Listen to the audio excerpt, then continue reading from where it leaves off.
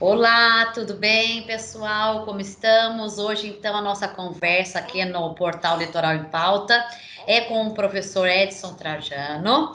Ele é economista e professor da faculdade também. E vamos bater um papo aí do o impacto do coronavírus, né, dessa pandemia na economia, na saúde do mundo. Opa!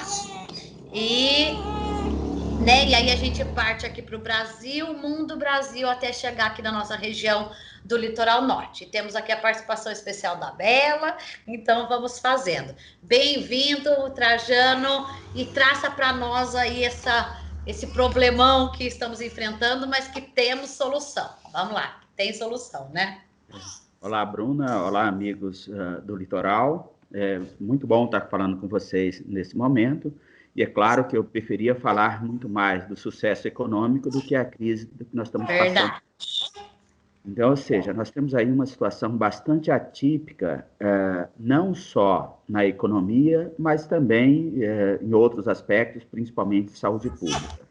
E tem um debate que é bastante quente nesse momento, qual é a prioridade? É trabalhar com saúde pública ou trabalhar nos aspectos econômicos para enfrentar uma crise? É claro que não há dúvida que, nesse momento, a prioridade número 1 é o enfrentamento do problema de saúde pública, porque a vida está sempre à frente de qualquer coisa. É claro que a economia ela é importante, inclusive, para a vida, mas a prioridade, nesse momento, é o isolamento social, consequentemente, a vida é prioridade. Isso tem sido Perfeito. feito em todo o mundo. E a economia é uma segunda onda de crise que chega. Vários países no mundo nós temos enfrentado o problema, destaca aí onde esse vírus começou na China, que num primeiro momento nós tivemos um impacto econômico bastante significativo, uma das regiões mais industrializadas do país foi fechada durante um determinado período e depois retomou agora recentemente essas atividades econômicas. Estados Unidos, que é a economia mais importante do mundo hoje, principalmente a cidade de Nova York e seu entorno, também está fechada nesse momento, com grandes dificuldades nessa situação, mas a prioridade é a saúde pública. Nós temos aí algumas mudanças feitas, pensando em termos de política global, a partir dessa pandemia. Num primeiro Legal. momento, nós pensamos sempre aquela história. O mundo é globalizado e aí esse mundo globalizado vai atender às demandas de todos nesse aspecto. Cada um aproveita aquilo que tem de melhor. O Brasil sempre exportando mais produtos primários, com destaque para minério e produtos agrícolas, e importando produtos industrializados. E aí, só que agora apareceu um problema: respiradores, máscaras, medicamentos. Aonde isso é produzido? Na Ásia, não é isso? Então, qual o Isso. resultado? Nós temos que repensar essa estrutura para qualquer momento de crise mais à frente, vamos estar muito mais preparados para esse enfrentamento. Então, é importante também desenvolver tecnologia, produzir produtos em várias áreas, vários setores, para reduzir essa dependência desse comércio global. Se nós temos capacidade, ou seja, de produzir aviões, por que nós não podemos produzir um respirador? Ô Claro. Edson, muito legal você falou isso, porque antes, no início da pandemia, estava o problema do álcool gel que você não achava em lugar nenhum. E isso a gente já produz. Então agora a gente já consegue encontrar com facilidade, né? Nas farmácias, enfim, em vários locais. Então, isso é interessante destacar, né, que o Brasil é o maior produtor do mundo de álcool. E por que não tem álcool gel? É estabelecer essa prioridade, ter essa demanda. Uma outra coisa que, pensando ainda nesse aspecto global, que muitos consumidores brasileiros tiveram problemas, foi em relação à produção de alimentos. Quando saíram as primeiras notícias lá da China, principalmente, mostraram os mercados vazios. E isso assustou muito os brasileiros, né? No primeiro momento, todo mundo saiu correndo para ir para o supermercado, para saquear, mas graças a Deus durou poucos dias e já Isso, normalizou, né? sim. E é claro que é realidade distinta. A China é um dos países que mais importa alimento do mundo, enquanto o Brasil é um dos países que mais exporta Mas alimento no mundo. Então, ou seja, a realidade chinesa é muito diferente da nossa. Então, qual o resultado? Facilmente os supermercados foram abastecidos, não faltou produto. Só que aí todo mundo foi ao mesmo tempo fazer compras alguns espertalhões nessa história resolveram aumentar preço, já que tem consumidor, eu consigo vender mais. Então, esse é o cenário, pensando num cenário mais globalizado. Ou seja, a pandemia mostrou que é necessário, nesse momento, priorizar a saúde pública e que isso tem impacto econômico, como teve na China, nos Estados Unidos, e no Brasil está tendo e tende a intensificar essa situação. E aqui, para nós, o que pesou no bolso, por enquanto, foi essa alta aí da cesta básica, né? Nos supermercados, alguns produtos aí subiram os preços. Então, o Centro Universitário Módulo, por exemplo, realiza uma pesquisa nos 4 municípios do Litoral Norte e nós tivemos aí, em média, uma alta de 5,29% no mês de março. E bem concentrado na segunda e na terceira semana de março, onde teve uma procura bem mais acentuada nesse momento. Um outro aspecto diante dessa crise, o que os estados nacionais, o que os governos estão fazendo em todo o mundo? Então, esse é um aspecto bem interessante, porque tem uma linha de teoria econômica que fala assim, o mercado é capaz de resolver todos os problemas econômicos. Pensando mais no setor empresarial, é sempre assim, o governo só atrapalha. É isso? Não, né? Agora está sendo um pouquinho da solução, né? Principalmente para os pequenos, né? Isso, exatamente. Então, tem uma linha de pensamento econômico, uma linha conhecida liberal, né, que pensa assim, o Estado deve ser sempre o Estado mínimo. O mercado é capaz de resolver os problemas econômicos. Isso passava pela equipe econômica que hoje está no governo, dentro de uma linha liberal, que é priorizar sempre a estrutura de mercado. E o Estado tem só que gastar o que arrecada. Uma das palavras que mais escutamos nos últimos anos foi a palavra ajuste fiscal. Ou seja, é necessário, de um lado, o governo cobrar imposto e só gastar o dinheiro que tem, evitando o endividamento. Só que nessa situação de crise econômica, isso já tinha acontecido em alguns outros momentos da história, como em 1929, que foi a maior crise do sistema econômico capitalista. Qual foi a solução? A participação do Estado nas atividades econômicas. E nessa situação, principalmente na esfera federal, o governo federal pode temporariamente gastar muito mais do que arrecada, com políticas de emissão de moeda e com o aumento da dívida pública. É claro que vai ter que pagar a dívida mais à frente. Uma das iniciativas mais interessantes, e isso aconteceu na China, nos Estados Unidos, na Europa, e agora, mais recentemente, no Brasil, uma maior participação do Estado nas atividades econômicas, ajudando tanto o setor empresarial como as famílias. E essa foi uma discussão que levou para polêmica no Brasil, para a classe média, é fácil fazer isolamento social, que a geladeira está cheia. Mas também é fundamental para os mais pobres fazer isolamento social. E eles precisam estar com a geladeira cheia. E como a geladeira dos mais pobres vai estar um pouco mais cheia? Só um jeito. Com a ajuda do governo. O Estado ajudando essas famílias que perderam renda, essa participação do Estado. E é o que já começou a acontecer, né? A distribuição de cestas básicas aqui pelas prefeituras, aqui pelo menos Caraguá, São Sebastião, começaram a fazer isso, né?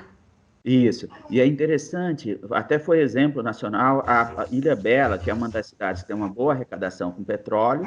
E aí o que fizeram? Então, estão bancando o aluguel social, além disso, está fazendo um trabalho interessante, que é uma complementação da renda dos desempregados nesse momento. Estão pagando um salário mínimo para todo mundo nessa história.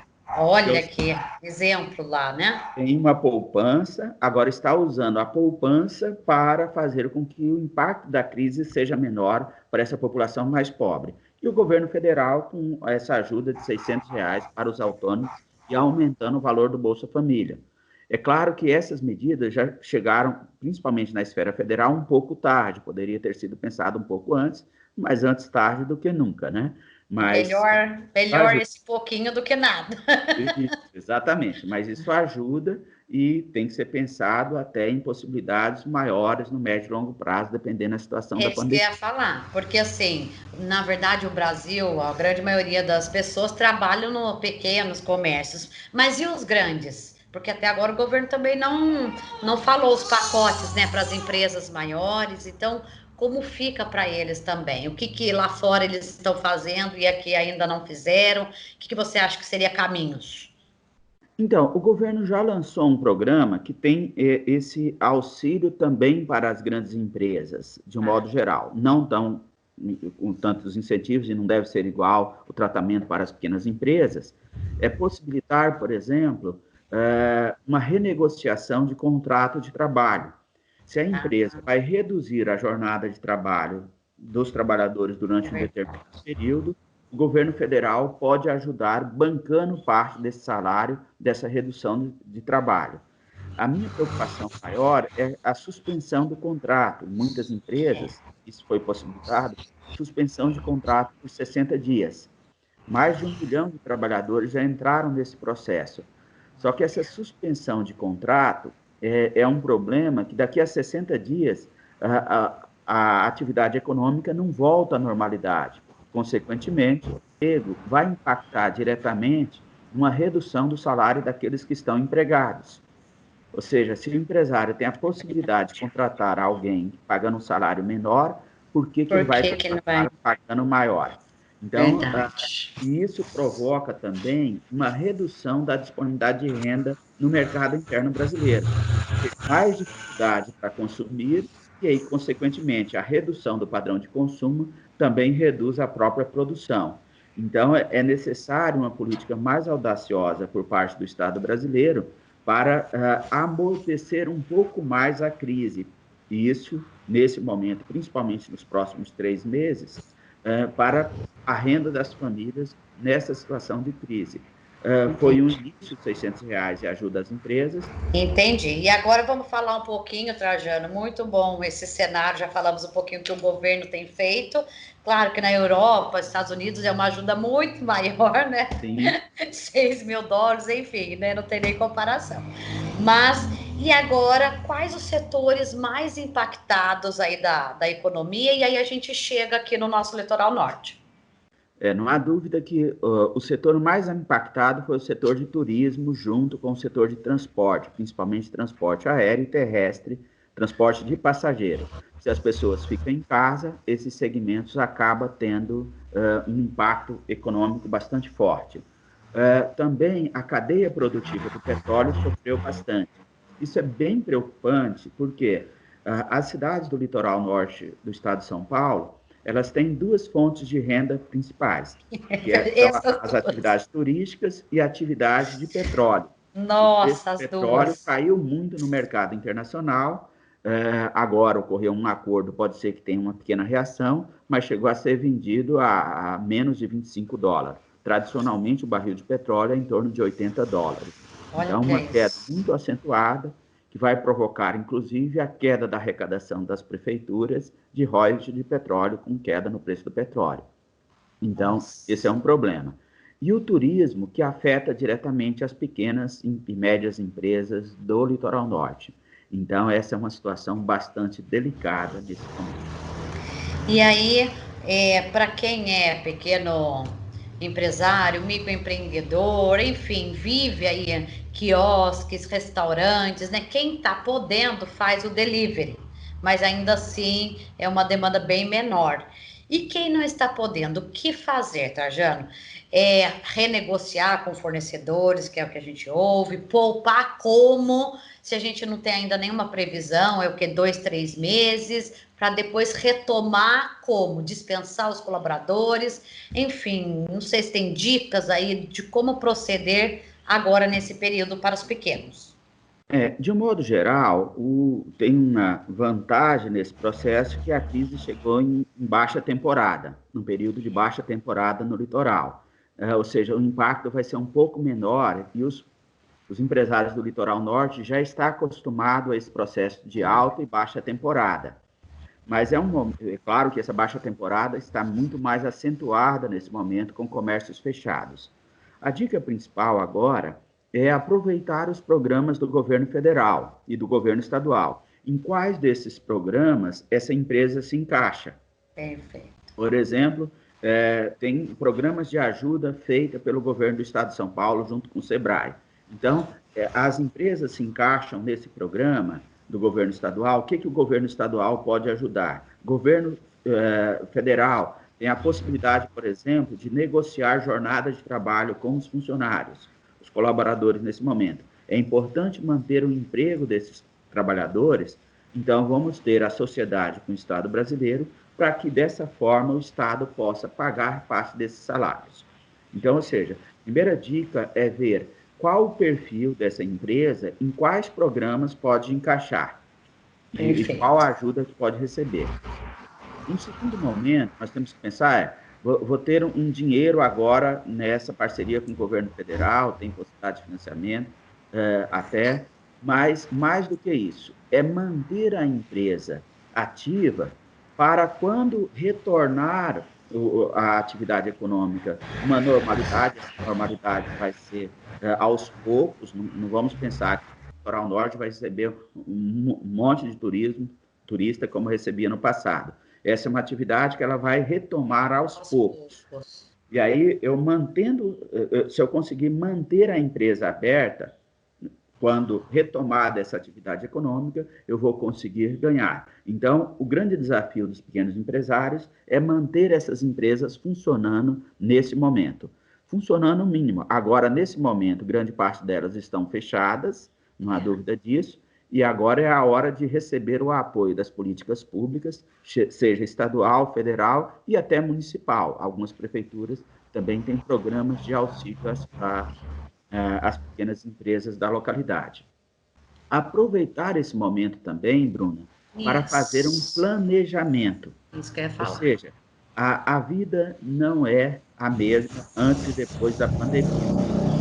Nós trabalhamos como professores, nós aprendemos novas tecnologias para aprender o trabalho, usar tecnologias remotas, para conversar com os alunos, para trabalhar em sala de aula virtual agora. Ou seja, todos nós estamos aprendendo. Nossos alunos também estão aprendendo como lidar com essas ferramentas remotas. Os empresários, de um modo geral, também estão percebendo que é importante. Nós temos a rede mundial de computadores e internet, que muitos ainda usam pouco.